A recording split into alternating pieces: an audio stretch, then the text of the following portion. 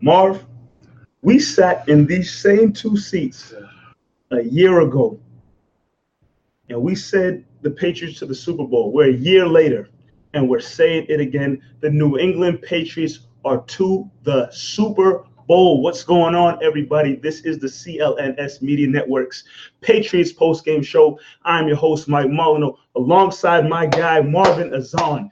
Again, the New England Patriots are to the Super Bowl after their victory at home at Gillette Stadium against the Jacksonville Jaguars, 24-20. AFC Championship game has come to an end. The Patriots, once again, are headed to another Super Bowl. Marv, what a game. How sweet it sounds. How sweet it sounds here in New England. We are so used to saying it, but it always feels so good. Patriots are to the Super Bowl, Mike, and once again, they didn't make it easy. This was not an easy game. You knew Jacksonville Jaguars with their defense, with all three phases, secondary, the linebackers, and their front four. This brought up a huge challenge to the Patriots. We knew that going into the game, but man, oh man, there was times in this game where you thought, Patriots are really going to need one of those Brady magics to bring them out, and that's what happened here. 24-20, Mike. New England started off hot, started off the game hot, got the field goal, started off 3-0, and then Jacksonville really got it going, scored consecutively 14 points. It became 14-3. And then from there, there's a lot of things we can talk about into this game. Honestly, if you watch the game, and especially coming out of that first half, I know people can look back into the history and see how the Patriots played against the Atlanta Falcons, how the Patriots played against the Seattle Seahawks when they made unbelievable comebacks. But if you're like me, you don't want to really rely on New England's performances in those games in the past. You kind of just want to focus in on this game. And I know for a lot of people like myself, the way the game was going, the way the defense was playing, offensively, the play calling was very questionable a lot of the times. And on top of all of that, Tom Coughlin is with the Jacksonville Jaguars organization, and his history against the New England Patriots. You weren't feeling too good as this game was continuing to progress. A lot of things were taking place, so you just feel like it wasn't going to fall in the Patriots' favor. They just weren't going to make those big plays. Things weren't going to happen.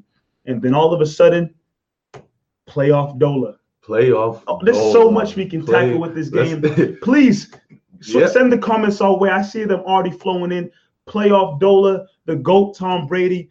Oh my goodness. Let's break it down, Mike. Let's break it down. Let's talk about the first half of this football game. You going into the game, it was 14-10. So how did we get there? First of all, you talk about playoff Dola, but we saw a little bit of Brandon Cooks. Brandon Cooks had a really good game. There's a play in the second half, but right now we're just going to talk about the first half. First half, Brandon Cooks was cooking. 6 receptions, 100 yards, no touchdowns, but Bouye could not stand with Cooks at all, and Brady was finding him early.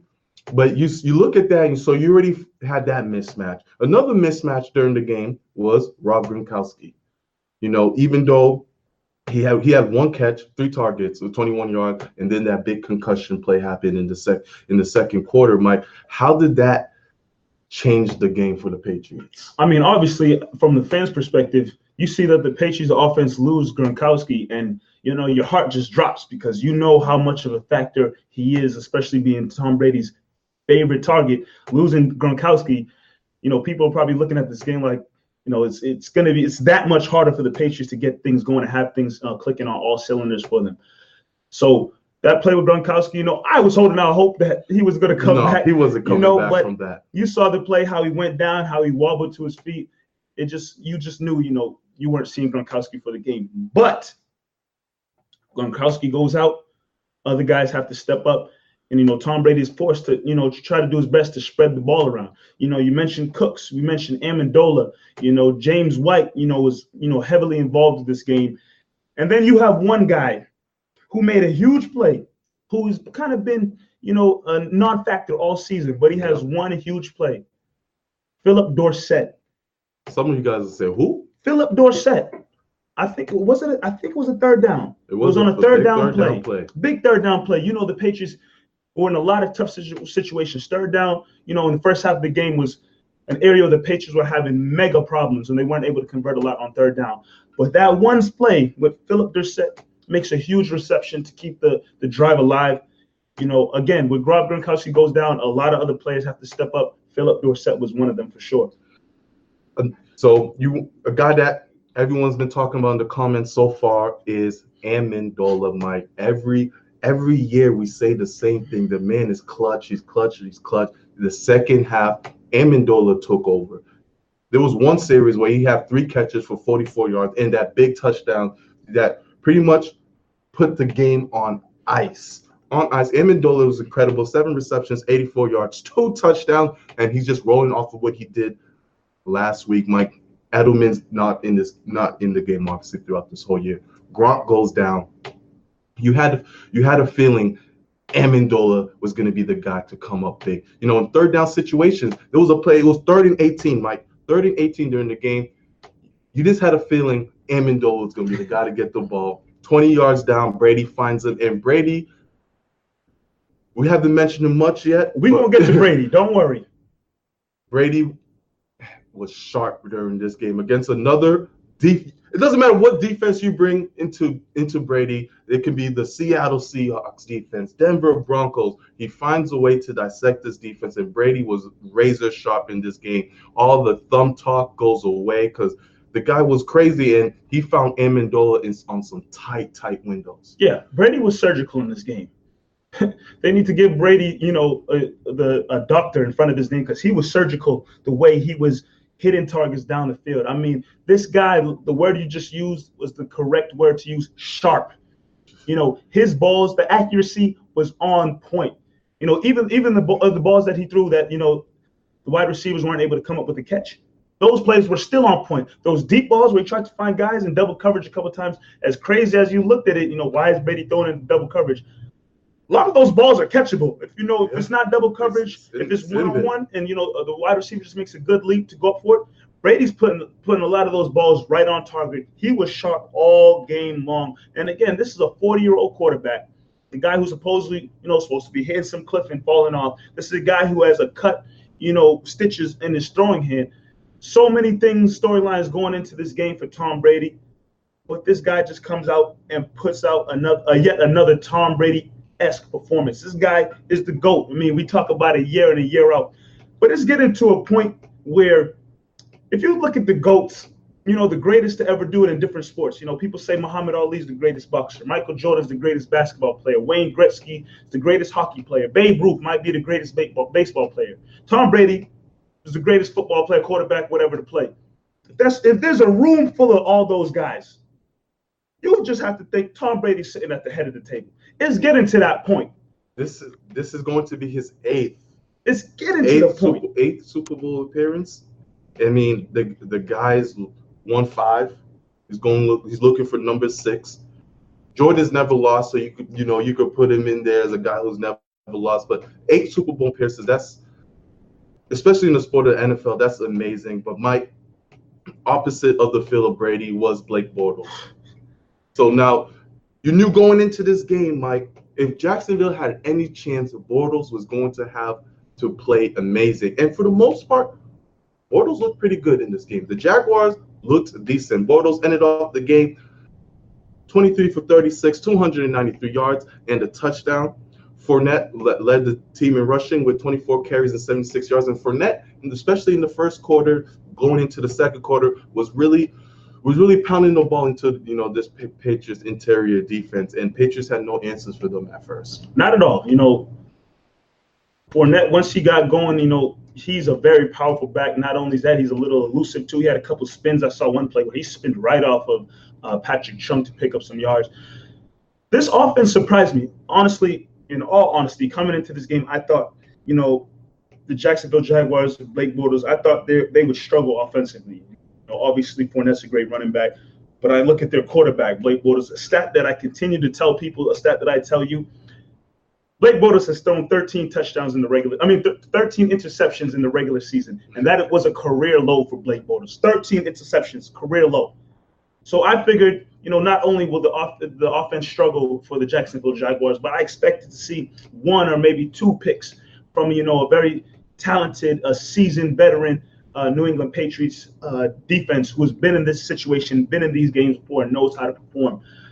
But in all honesty, Blake Bortles had himself a game.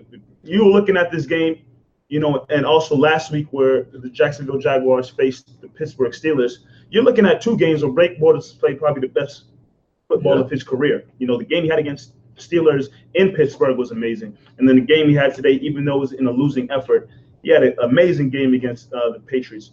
But when it came down to it, when the Patriots made their run and got back into the game, I told myself, I told you, I tweeted out a couple times, Blake Bortles wasn't built for this. He's not built for this. He's not built for these type of situations. He wasn't ready. He's not ready. He's not built for this type of situation. He's not built for this moment. So once the Patriots, regained the lead, once the Patriots made it 2017, and then they took the lead to make it 24-20, I just knew Blake Bortles wasn't built for this. For me to see Blake Bortles drive down the field and get a touchdown, I didn't see it happening. As great as he had been all game long, when the push comes to shove and it was time to make something happen, Blake Bortles, again, he wasn't built for the moment. And let's give, not only was Blake Bortles not ready for the moment, like you said, let's give the Patriots defense some credit as well. They stepped up in the moment. In the moments, big time in the fourth quarter, the pass rush was there, Mike. I know you mentioned while we were watching, James Harrison with that big play to force the fumble on Blake Bortles. Gilmore, he led up a big catch to Dede Westbrook, and then he comes back again on that fourth down play where he stops the Bortles touchdown play where he really stepped into the ball. So Gilmore was great in this game. Butler, another funny money game from him. Another funny money game. But overall, the defense really stepped up in that second half. And when you put pressure, like you said, on Bortles, on this offense to really start making plays, you knew you could stop them. The run wasn't working at all in the second half. And they started becoming predictable. You knew they were going to try to run in the first quarter. And then, in the first down. And second down, they'd run again. And you forced them in a tough third down position play. And Bortles is not a quarterback that can carry you once you're down or once the heat starts coming up. The Patriots are starting to roll. They start to have momentum. That give credit to the Jacksonville Jaguars defense, because there was times where Patriots were supposed to get going. You felt like they were, and then they had that fumble against Lewis on that double pass play, which was really crazy. So they made some stops when they could, but at the end of the day, Tom Brady was too much. But the people who are watching right now, let us know what you guys thought was the biggest moment of the game. Ask us some questions while we hear some words from DraftKings. So listen up, Hoop fans. Basketball season is back, and now your favorite hardwood heroes have returned to action. It's time for you to put your fantasy knowledge to the test and win huge cash prizes every night. Play one-day fantasy basketball at DraftKings.com. At DraftKings, there are so many ways to play. Choose from your public contests with huge cash prizes or private contests where you can compete against your friends. They even got beginner and casual contests where you play against people from similar skill sets. The best part, you get to draft a new team each day. And drafting the team is probably the best part of fantasy. The only thing that gets better, Mike, you win cash doing it. Ask Dan from St. Louis and Jeremy from Austin. They both turned $3 entries into $1,000. So use the code CLNS at DraftKings.com to play for free. And your first deposit for share of $10,000 in total prizes tonight. Don't wait. Use code CLNS at DraftKings.com now to choose your lineup, and you can draft seriously and win cash tonight. That's code CLNS only at DraftKings.com. The game inside the game.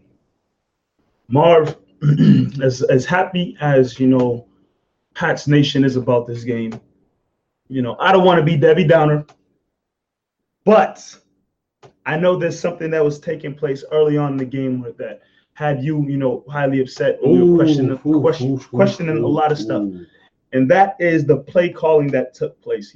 One area that I was, getting very frustrated at was there was two separate situations. They might have been back-to-back drives where the Patriots were 3rd and 4. Okay. 3rd and 4. And you think out of all the plays that Josh McDaniels and Tom Brady has that they've ran over the years, they can pick up a measly 5 yards.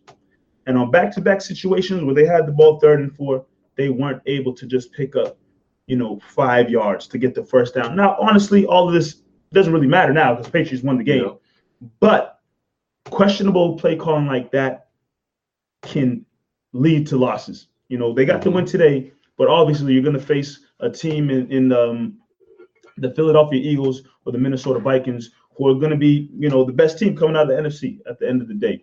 So this play calling that we saw today, I know it frustrated you a lot, and it's something that, can't be the case going forward, especially if you're trying to achieve that 6th Super Bowl win.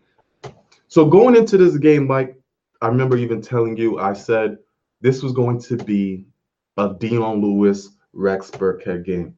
At the end of the day, it wasn't. It wasn't a Dion Lewis. But Mike, when I figured that out, in the first quarter. Mm-hmm. You try to do a couple screen plays to Lewis, and Jacksonville defense is really good. They're really fast, they hit hard. We didn't see Burkhead after that quick slant catch he had for 5 yards. He got taken out pretty much. So I not on the field realized this is not going to work. You're going to have to switch things up. The plays to Brandon Cooks was working. You were able to get down the field here and there. But Josh McDaniels was sticking to that game plan of the screens. He did a couple of toss plays that to the right side, to the left side that weren't working, and he continued to do that, which was slowing down the Patriots' progress in the first half, which is the reason why they weren't getting into field goal range. And it was driving me crazy that the fact either Josh McDaniels was giving Jacksonville defense no respect, or he's just one stubborn SOB. I just didn't understand the game plan going forward. And then when the Patriots had their back against the wall, that's when you started to see Brady slinging the ball down the field, and they were having more success doing so. Absolutely. And I mean, a lot of that success, again, took place when Amendola started to get more involved. I don't think Amendola was really involved that much in the first half. No, he wasn't. He was an afterthought. I mean, Amendola's on the field, but the way the offense was flowing, it was heavily Cooks and Gronkowski. He was targeted a few times. They're trying to get Lewis going, and James White got involved. But Amendola was not really targeted at all in that first half until the second half. The second half came around, and it looked like McDaniels got his head out of his butt and started to put things together and they figured out how they can really attack, this Jaguars defense. On top of that, as the game really started winding down, it looked like similar to last year in the Super Bowl, the Jacksonville Jaguars conditioning looked like it possibly started to take a toll on them. A couple of guys started dropping down with injuries, maybe some cramps, maybe dehydration, whatever the case may be. Water boys weren't doing their job. It looked like the Patriots were built to handle this situation, handle the conditioning and all of that stuff. And it just looked like the Jacksonville Jaguars slowly were just dropping off. All the energy that they had, all the hard hitting, all the speed, all the agility that they had at the beginning of the game just slowly started to decrease. And it wasn't there anymore. And a lot of that led to the reason why the Patriots were able to just have so much success. And Brady was just hitting targets, bang, bang, bang, bang. I mean, you just knew a touchdown was that Amendola touches a touchdown to anybody. You knew it was coming because the Patriots, once they're on that roll and Brady has that momentum and things are just flowing for them, and they're just in the role of their offense, you know that big plays are happening and touchdowns will be scored. And that's exactly what happened for the Patriots to take that 24-20 lead. But Mike, the third quarter, we're talking about how good the second half was, but that third quarter wasn't good. Patriots weren't able to score. They weren't able to get things going. And a big play, Mike, that could have cost this team was the throw to Brandon Cooks. Brandon Cooks had Bouye beat, which he's been having Bouye beat the whole game. Wide open, Brady, once again, spot on. And Cooks drops a huge, huge open ball, elementary pitch and catch off his fingers. And that one right there, while the Patriots were struggling to get back, it was in the back of my head. It was like a nightmare, Mike. Like, this could be a play that can haunt the Patriots. And it's starting to feel like, I love Brandon Cooks on this team. He definitely has value. He shows that with the deep balls, with the forced pass interferences and everything like that. But once a game, you see him have one of those major drops that happen. And it's weird because he missed that drop wide open. If he catches it, that's a quick 6 on the board for the Patriots. But he made some other tough catches for Tom Brady. Yeah. I mean, he finished the game with 6 receptions on 8 targets. Those 6 receptions weren't easy. You know, a lot of them he's catching the ball and getting hit automatically. A lot of them he's catching the ball in the air and just getting taken right to the ground. That one of those targets that he dropped was the easiest out of all of them, and he just wasn't able to reel it in. So I mean, like you said, Brandon Cooks brings a lot of value to this team. You know, I think they, you know, reading an article earlier on ESPNBoston.com talking about how, you know, he's one of the Iron Men for the Patriots. He doesn't miss a lot of snaps. He's always on the field. But yeah, he does. There's been a lot of games, and this game right here that we watched this afternoon, a big play that he could have had, and it was a drop. But if he can have similar performances like he had today in the Super Bowl, I'd take another 6 reception, 100-yard game from Cooks. You know, that's what something you're looking forward to seeing. You know, you have Cooks doing that. You Gronkowski will be back for the Super Bowl. You know, concussion protocol. I think he'll be through that. You know, you get the extra week off before the Super Bowl game. You'll have your full offense back. So just Tom Brady with these weapons, man, you feel real confident, especially after, you know, this Jaguars defense could possibly be the toughest defense you faced in the playoffs. You know, obviously Minnesota poses a threat. Philadelphia is also a threat. You know, they made it this far for a reason. But everybody hyped up the Jacksonville Jaguars defense. You know, and they showed it, Mike. They showed it in this game that this defense is for real. And there's a lot of talk even before that this Jaguar defense is kind of similar to the Denver Broncos defense that the Patriots faced, you know, a couple of years ago. I think that's a conversation that we had last week. So the Patriots were able to do what they did against this Jacksonville Jaguars defense, and it has you feeling very confident as to what can take place in the Super Bowl against, you know, whichever team comes out victorious in the NFC Championship game. Mike, another thing I want to talk about, you know, the defensive back plays. They were up and down throughout the whole game. Another week, though, where the tackling was really good, I feel like, on the receivers, in the tight ends. You didn't see many yards after the catch. That's something I really look at when I watch these DBs play. McCourty had some great stoppage on 3rd down, especially late into the game. Chung, he let up that big touchdown early in the game to Mercedes Lewis. But I feel like he, you know, once Patricia started using him in some blitz packaging, everything like that, later he started getting ready. He looked pretty good out there as well, Chung. Butler and Gilmore, they were up and down. You know, I know we got a comment from I believe Clifton saying he was MVP, aka Ty Dolla $ign. I'm mad I never thought about that. I saw that. He does look like Ty Dolla $ign a little bit. But Gilmore, this is a couple weeks now where he doesn't get thrown out a lot now because his coverage has been great and he's stepping up. This is what you brought him in here for, to, you know, make big plays, and he made a huge play against Blake Bortles. So, yeah, he's definitely stepped up, you know, over the last couple of weeks in this game. You know, that game-saving, if that's what you want to call it, you know, pass deflection that he had at the end there was huge. I think, in my opinion, his biggest play in the Patriots uniform thus far. You know, I think, you know, these last couple of games and this game, you kind of see a clear separation between Gilmore and Butler. Like, Gilmore's play has dropped off. I mean, not Gilmore, sorry. Butler's play has dropped off, and you saw in this game that as bad as I think Blake Bortles is, he was targeting Butler, going after him. And I think Marquise Lee was the guy that Butler was on the majority of the time. And Marquise Lee was making plays and had, you know, Butler looking stupid, in all honesty. But you got to give these guys credit, the whole defense. You got to give them credit because they really turned up their play and, you know, raised their intensity in the second half especially. And that's all you want to continue seeing from them. You know, they live to fight another game. So the intensity they had today, especially in the second half, you got to take it to a whole nother level come Super Bowl time. And they're prepared. This is an experienced team. You got Jay saying, I was surprised to see Cooks getting targeted as much, but the Jags seem prepared for the short/run game.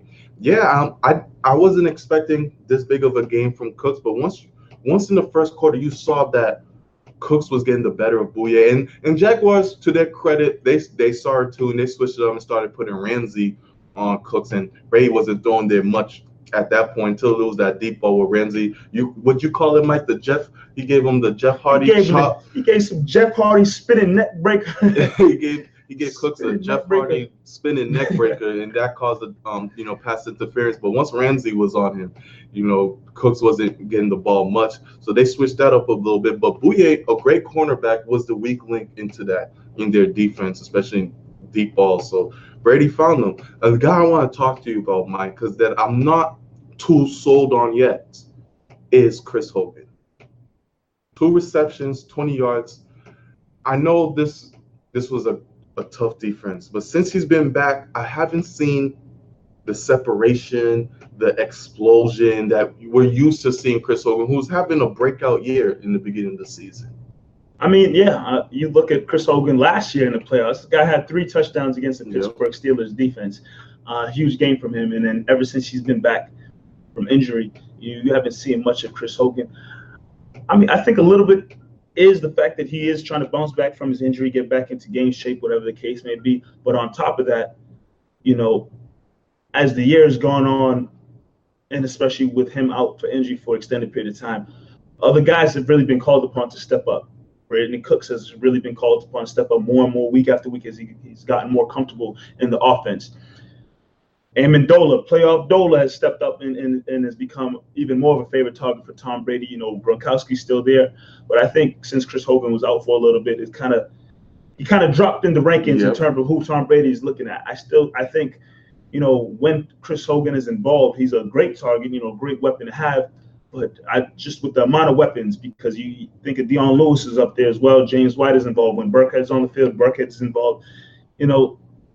I think it's a little bit of Chris Hogan coming back from injury, and also the fact that Chris Hogan is just in the mix with a lot of weapons that the Patriots currently have on offense. I'm looking at a question coming in from WJ Bell, and he says, in our opinion, how did the Jags lose this game?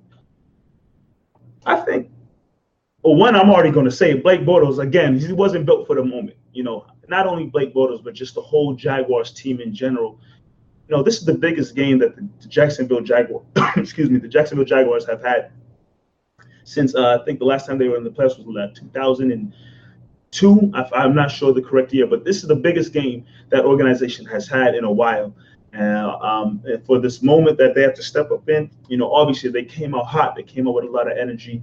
But I think, being in Gillette Stadium, being against, the Patriot mystique, if that's what you want to, the words you want to use, I just think over time they just fell under pressure. They went up big and they came out hot, but as time went on and Brady and the Patriots got comfortable in their home, in their element, they just, succumbed to the pressure and wasn't able to step up and continue to roll on the momentum that they had in the first half. Another thing is their play calling was trash, Mike. Their play calling was completely trash. They didn't trust Bortles. They didn't put trust into Bortles. Bortles was actually cooking the Patriots for a little bit into this game. And like I mentioned earlier, how it was very predictable what they were going to do with Fournette. So once you start becoming predictable, you're always put into third down situations. And eventually it's not going to work. Early in the first half, the third downs were working. They were doing all these nice play actions. But the Patriots ended up figuring it out. So the play calling was bad and not having trust. Mike, we talked about it in halftime. Jaguars had 55 seconds left with the ball, with 2 timeouts at the end of the second quarter, and they just decided to kneel. In most cases, 55 seconds, 2 timeouts, you're thinking you can get, with any quarterback, any offense, you're thinking 3 points. You're going to try to get into field goal position. And I think the play calling was really bad. And another thing you mentioned, conditioning at the end of the game. Jaguars started to get really tired. And you saw that with the Dion Lewis run to pretty much wipe out the Jaguars from contention. They weren't able to get them out. So all of these factors, but the number one thing was the play calling. They weren't able on offense to make enough plays. Yeah, I mean, I think you summed it up all right there for sure. Shout out to this guy. He said, by the way, thank you for not pronouncing Jaguars as Jaguars. I don't know why Romo was doing that. That was driving me crazy. I got a bone to pick with Romo too. I feel like, if you guys out there agree with me, let me know. But I feel like, Romo has something against Tom Brady and the Patriots. I don't know if he's jealous at the success that Tom Brady's in Belichick is having, because Romo's damn career has come to an end with his broken back and whatnot. That he can't be on he can't be on the field anymore. So you look at a lot of the times when things are going well for the Patriots. That one catch that Amendola had, you had Romo on. I don't know if he caught it. Like, what's good with Romo? What? I don't understand what it is. These last couple of games that the Patriots have had, it's like just Romo. He's excited. He's excited for the opposing team's success, and then when it gets to the Patriots, like, I don't know. It's a catch. It's just weird. But that's just my little thing about Romo there. But all in all, man, Patriots are to the Super Bowl. Patriots are to the Super Bowl. Mike, Super Bowl. I don't know, Mike. If it might be us. I think it might be us. Hey, we're 2 for 2, Mike. Marvin and I have been holding down this post-game show for 2 years now. Last year when we first started it, Patriots won the Super Bowl. This year, we're doing it again. Patriots to the Super Bowl. Are we good luck? Are we bringing the Pats good luck holding down this show? I think it might be us, man. Hey, man. We are the hidden secret. You guys, let the world know that Mike and Marv might be the reason why Patriots are to the Super Bowl. Forget their play. I think we're the good luck. Spread the word. Spread the word. This show right here is the good luck show. We the Michael Jordan secret stuff. We the secret stuff? We the secret stuff. We the secret. I like that. The Patriots are back to the Super Bowl. The 8th one. Tom Brady, Bill Belichick. They're continuing to just cement their legacy as the greatest to ever do it. These guys, season in and season out, obviously getting to the Super Bowl is huge, but this is a team that's successful every year. Even the years where they don't make the Super Bowl, like they'll get to the AFC Championship game. They'll have a winning record and make it to the playoffs. Like, this is a team that just doesn't know what it feels like to not be successful ever since Belichick and Brady has taken over things. And it's just if you're a Patriots fan, it's amazing to watch because you honestly don't know otherwise. If you've been watching Patriots football since the year 2000 moving forward, it's just nothing but success. Super Bowl or not, it's winning seasons, winning football, great football being played, and Super Bowls. We got a couple of comments I want to touch base on. First was, do you think Rob will be back for the Super Bowl? And do you think it was a dirty hit? I think 2 weeks, when you have a 2-week break here from AFC Championship to Super Bowl. How do we know that? Because we've been here before many times. But I think 2 weeks should be enough time for Gronk to get back. That was a vicious hit. It was a real vicious hit. I don't think it was dirty, though. From seeing it a couple of times, I think he was just trying to make a play at the ball. Gronk also got low trying to catch it as well. I don't think it was dirty. Vicious hit. You hope the best for Gronk. It didn't look pretty. It didn't even look like he knew where he was at. Yeah. He looked dazed. Wobbling when he got up. He looked dazed. Another person out here, Casey saying. I was just about to call out this Casey person. Casey saying it was rigged. All I'm gonna say is this: if you really feel that this football game was rigged or Patriots cheated their way into this game, the refs, whatever, I feel sorry for you. I really do feel sorry for you. I don't know who your team is, who you support, or what is happening. But Casey's team somewhere playing golf or something right now. That must be the issue. I'm sorry. I'm sorry you have to go through this, Casey. I'm so sorry for this. I mean, thank you for watching. Showing some love to us. But hey, man.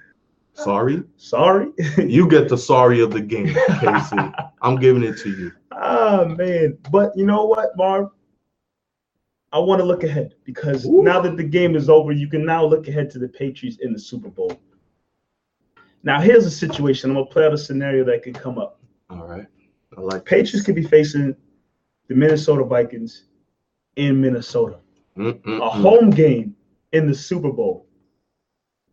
I don't want to see that. If you're just looking at the teams, I don't think the Minnesota Vikings are on the Patriots level. That's just point blank, period, just looking at the teams. But then you're giving a team home field advantage in the Super Bowl. That throws a whole nother monkey wrench into the situation. Yes, I think the New England Patriots are better than the Minnesota Vikings. But now you're telling me the Minnesota Vikings are playing at home in the stadium, in the field, in the crowd, everything they're used to. That atmosphere is all theirs. They don't have to buy tickets for family. They don't have to travel in. Go eat at their favorite restaurant before the game. Go sleep at their nice house in their nice bed before the game. and then they just wake up and just drive to the stadium. They don't have to deal with any hotels. A lot of advantages. That's a lot. So I'm just, looking forward to what the Patriots could be up against. If it is the Philadelphia Eagles, I think that'll be a good football game. Obviously, it'd be much more entertaining if it was, Carson Wentz versus Tom Brady, two guys who are MVP candidates, throughout the regular season. But, it could go either way with the two teams that are coming up. Obviously, both teams have their different pros and their cons. If you want to break down each team and what they have and the weapons they have and their defense and whatnot. But it all remains to be seen after the NFC Championship game comes to a conclusion. I think it's being played right now as we speak. And the Patriots, while they're celebrating, drinking their champagne, whatever the case may be, hopefully Brady's jersey doesn't get stolen or something. They're waiting to see who their Super Bowl opponents will be. And that's what John was asking us about, who we'd rather see, Philly or Viking. I think, like you mentioned, Patriots are better than both teams. But all in all, I've seen Case Keenum make plays on offense. Think about a Jaguars defense, which is actually better than the Jaguars defense, and then a quarterback who can actually make plays and has weapons. Vikings are not a team to sleep over with. I trust Case Keenum in times like this because he's shown it. He's shown it that he can do this all season. He's shown it, and he's a great story. I'm really happy, honestly, for Case Keenum. Nick Foles, not so much. I don't really trust Nick Foles. And I say this because as Patriots defense isn't the greatest. We've seen the holes in their defense, and I'm more confident in the Patriots defense stopping Nick Foles in that offense than Case Keenum's offense. But they're both offenses have a lot of things to go for. You have Alshon Jeffrey there, Nelson Aguilar, Ertz.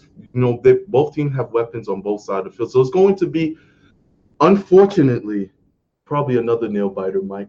Could be. I mean, like you just said, the weapons you just mentioned for the Eagles, the weapons for Keenum, you got Stephon Diggs, who has the catch and the play of the year probably last week against the Saints. They got my guy, Adam Thielen, who had an amazing year, going to the Pro Bowl. They got Kyle Rudolph, who was a solid tight end for them over there. And then their running backs that they mix in with Murray. They lost their star running back early in the season. But they have a lot of success over there. They've had a great season. And even though Keenum wasn't supposed to be the guy, they had Teddy Bridgewater supposed to be quarterback. Then you bring in Sam Bradford, who's supposed to be quarterback. Keenum was the third option over there, and he stepped up and he's had a pretty incredible season to lead his team to this point. Again, it remains to be seen at the conclusion of the NFC Championship game. I think whichever opponent emerges victorious, like Marv said, it could be a nail biter. That's what you expect to see in the Super Bowl. A game back and forth, a good game played. If it's a blowout, it takes away a little bit of the excitement. Unless it's your team, then you don't really care because it's a blowout. But all that matters is if you're a Pats fan, and a lot of these people, other than Casey, clearly are Pats fans, your team is headed back to the Super Bowl. So, have a nice little sip of something. Enjoy your excitement. It feels good, man. It feels good. Another year, another Super Bowl appearance for sure. Let's take one or two more questions, Mike. We got Kelvin here asking, got any reason why Amendola doesn't get fed the ball often? He seems effective. What do you think is the reason he isn't utilized often enough? One thing with Amendola, Mike, he's injury prone. That is true. He's a little fragile. He's injury prone. He's getting there in age as well. So I think for the most part, Patriots try to keep him safe. Try to keep him safe. They don't use him much in offense, especially when you have so many weapons, including the running backs like Burkhead, White, Lewis. Then you add in Gronkowski, Cooks, Hogan. Amendola falls in the depth chart a little bit, but he's always been that guy in third down situations where you need him in there because he'll make a big play for you in the stretch. And now when you have bodies falling, and then you saw his performance last week, you see his performance this week.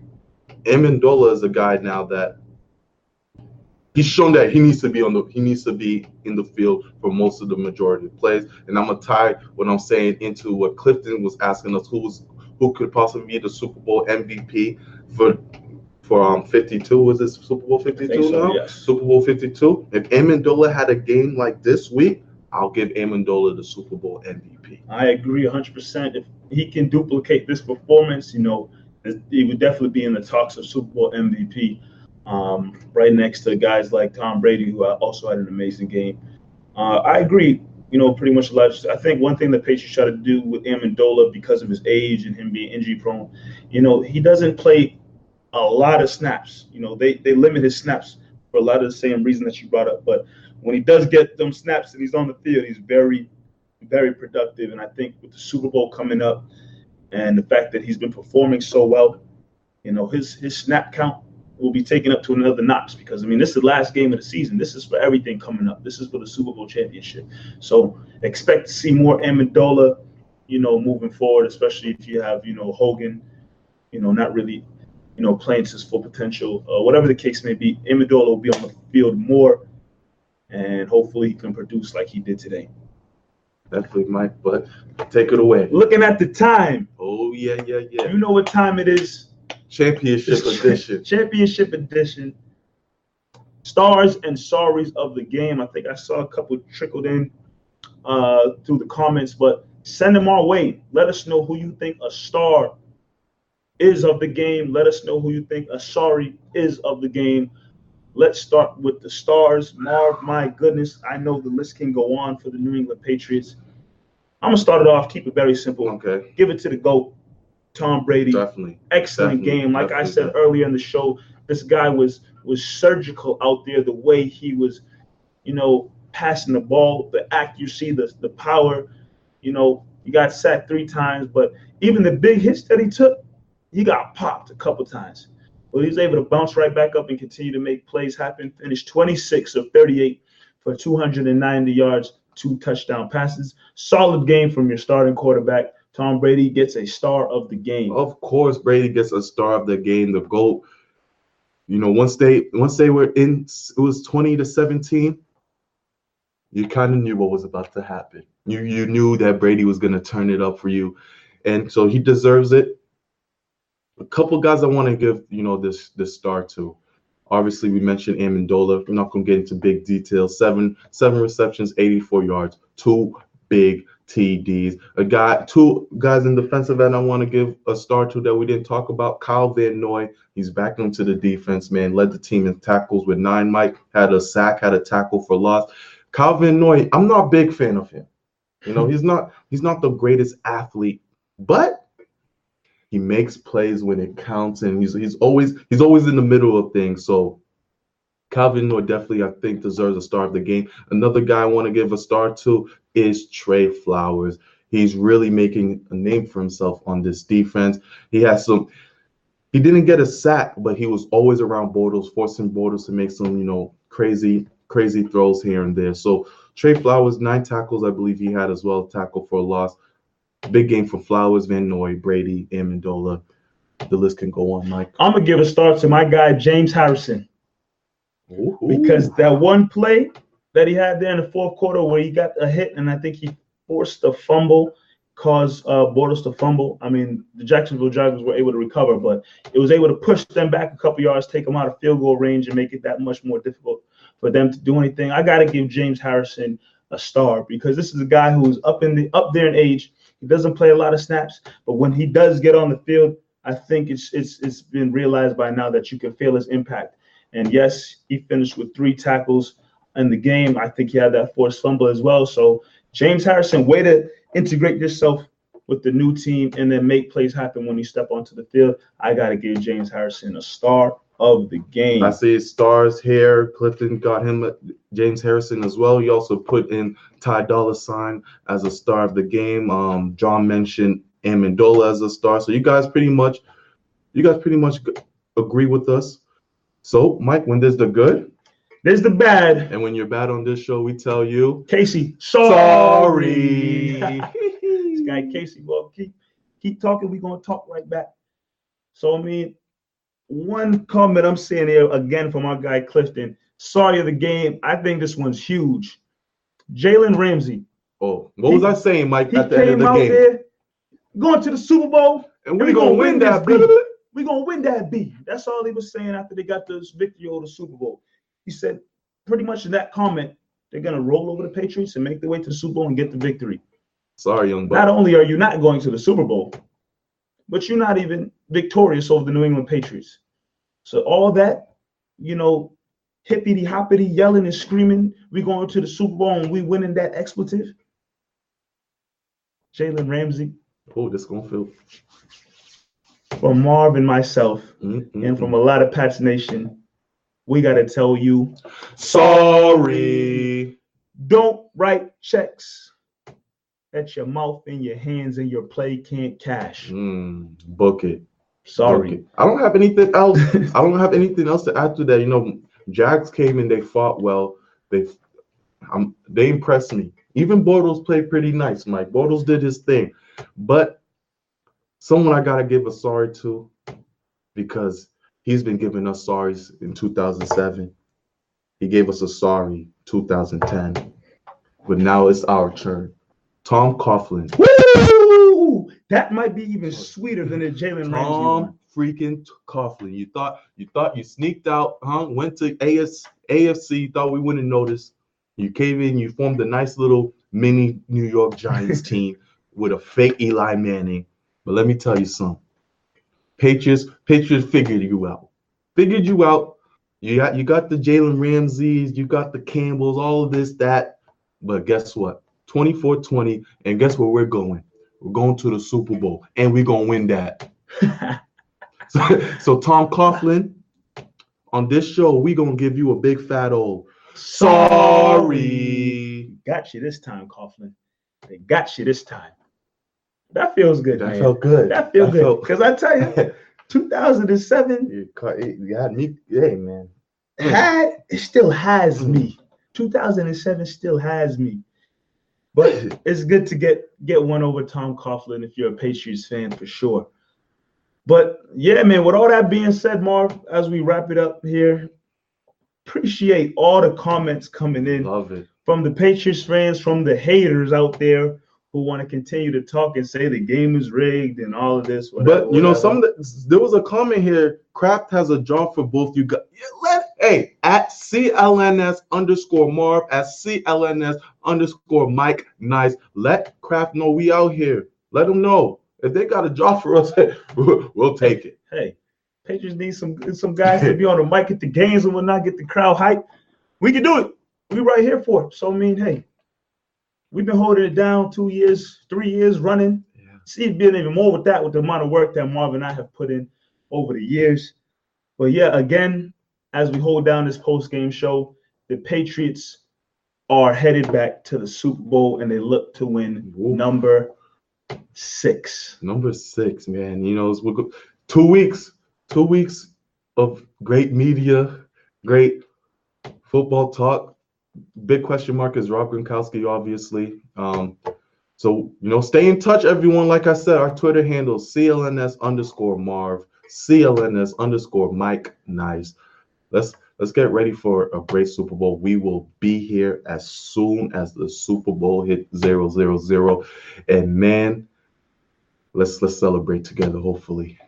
That's true. So it's been the post-game show powered by CLNS Media Network. On that note, we are signing out, and we'll see you guys after the Super Bowl. Go Pats.